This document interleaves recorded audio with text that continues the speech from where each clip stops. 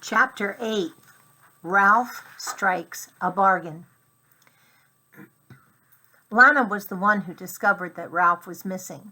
The morning after Ralph's escape, she came running ahead of Aunt Jill to the craft shop.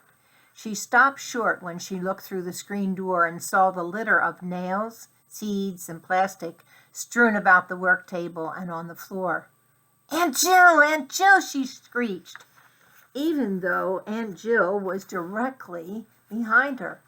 "Burglars have been here, and somebody stole Garf's mouse."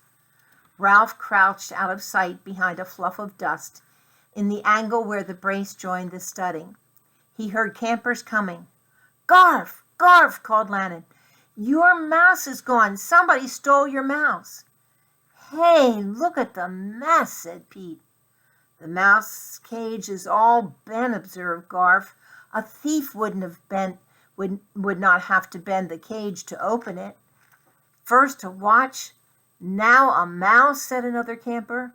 "A thief in our midst," cried Lana, eager for excitement and mystery.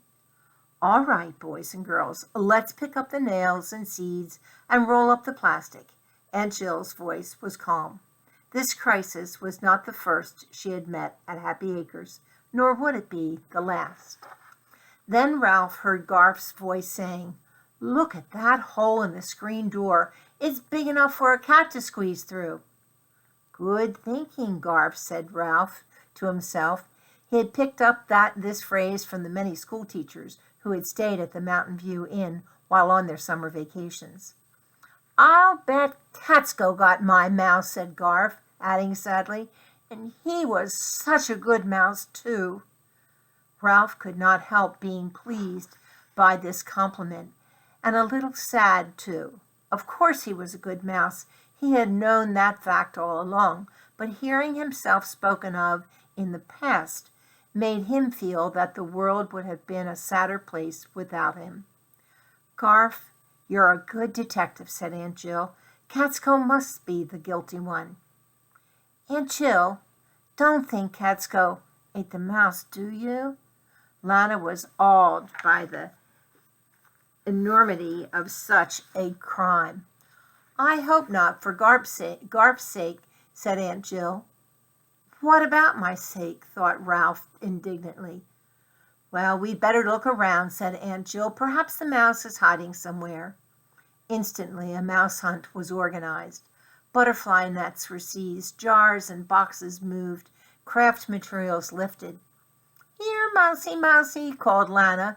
"Here, Mousie, Mousie." As if I would come running, thought Ralph, huddled behind a dusty cobweb in the dark shadows. "I guess he's gone," said Garf at last. "The first and probably the last mouse I'll ever have." "Garf, I'm putting you in charge of repairing the hole," said Aunt Jill. "Get a piece of screen and some wire from Uncle Steve, and we'll make sure Catsko won't come in here again.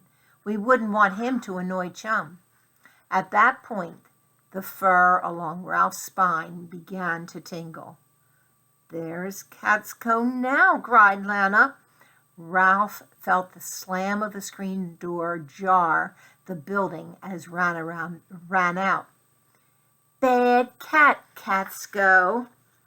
Bad cat," he heard her shout. The scolding did Ralph's heart good. Later that morning, after his riding lesson, Garf returned with a piece of screen, some wire to repair the hole. His work was frequently interrupted as campers left the craft shop and drifted off to other activities. When Aunt Jill left, Ralph came down from his hiding place in a series of leaps. Through the screen door, he watched Garf sitting at the step, weaving the wire patch to the screen with a piece of thin wire before he said, "Say, Garf, about my motorcycle." Startled, Garf looked up from his work. "You're alive!" His obvious pleasure was most gratifying to Ralph. "I thought Catsko got you."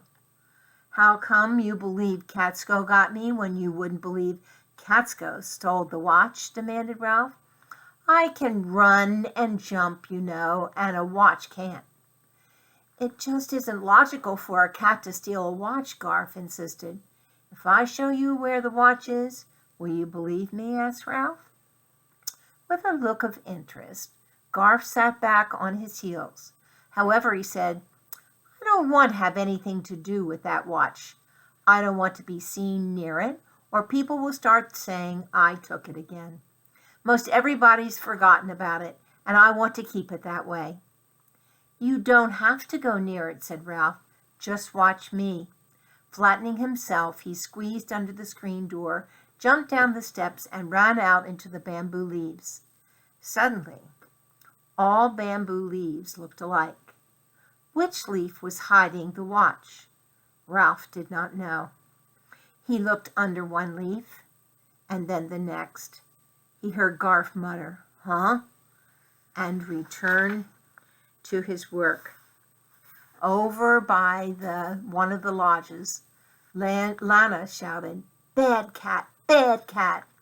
Ralph pushed some leaves aside and crawled under others. Where was the watch anyway? There was no telling how many leaves had fallen since Catsko had dropped the watch. Ralph crawled deeper and deeper into the leaves and was finally rewarded by the touch of a metal against his paw. Next, Ralph grasped the buckle on the leather strap and tugged. The watch was heavier than he had expected, but it slid across the smooth inside surface of the leaf. Ralph waded through the leaves, pulling with all his strength, and at last emerged, dragging the watch behind him. "See," he said, "I told you I knew where it was." "Well, what do you know?" Garth sat down on the top step of the craft shop. "You really did. How did the watch get there?" "I told you," said Ralph impatiently. "Catsko picked it up in his mouth, carried it out here, batted it around a while, and finally dropped it where it slid under a leaf." "You know, I believe you're telling the truth," said Garth, with wonder in his voice. "Of course I'm telling the truth," Ralph was indignant. "But what good does it do me?" asked Garth. "You know, I can't return it, and if I said Catsko stole it, people would laugh." This moment was the one Ralph had been waiting for. First he pulled some bamboo leaves over the watch to hide it before he faced Garth. "All right, let's talk business," he said. "I return the watch and clear your name. You give me back my motorcycle." From the trampoline, Ralph heard Lana say as she bounced, "Bad dog Sam. You're supposed to be a watchdog." She stopped bouncing and began to scold Sam. "You're a watchdog. Why didn't you watch what Catsko was doing? Why did you let Catsko get that poor little mouse?" Garth thought a while before he said, "Why do you want the motorcycle? The ground is pretty uneven around here." "Why do you want it?" countered Ralph. "You're too big to ride it. It's mouse size, not boy size." "I want it because I like to think about motorcycles," said Garth. "I push it back and forth and think about riding a motorcycle when I grow up." "I want it to ride," said Ralph. "Now, back to the Mountain View Inn. I want to go home." "The Mountain View Inn?" Garth was incredulous. "That's over a mile away. You'd never make it." Ralph recalled the long and thrilling downhill ride. He remembered how he had thought at the time that he would never be able to go back up the mountain road. "Maybe you're right," he admitted. "Of course you wouldn't," said Garth. He pulled the motorcycle out of his pocket and ran a finger over the front tire. "For one thing, your tires would never stand the trip. They're wearing smooth. There is still a lot of mileage left in them if you ride on floors, but they won't hold up on a highway." Oh, Ralph had not considered the possibility of his tires wearing out. "And another thing," said Garth, "you'd probably get laryngitis from making a motorcycle noise before you were halfway there." Ralph was utterly dejected. "I suppose you're right." Bad Sam, bad Sam, scolded Lana from the trampoline. Ralph ducked under a leaf while some campers walked past. What am I going to do? He asked pitifully as he emerged. I can't stay here with the cats. I'm a hotel mouse. I'm not used to living on weed seeds out in the cold. When winter comes, I'll probably die if the cats don't get me first. I've got to try to make it back to the hotel. You should have thought about those things like that before you ran away, chided Garf. I should, but I didn't, said Ralph coldly. You don't have to sound like a grown-up. Sorry, apologized Garf. The dinner bell rang, and campers began to run toward the dining hall.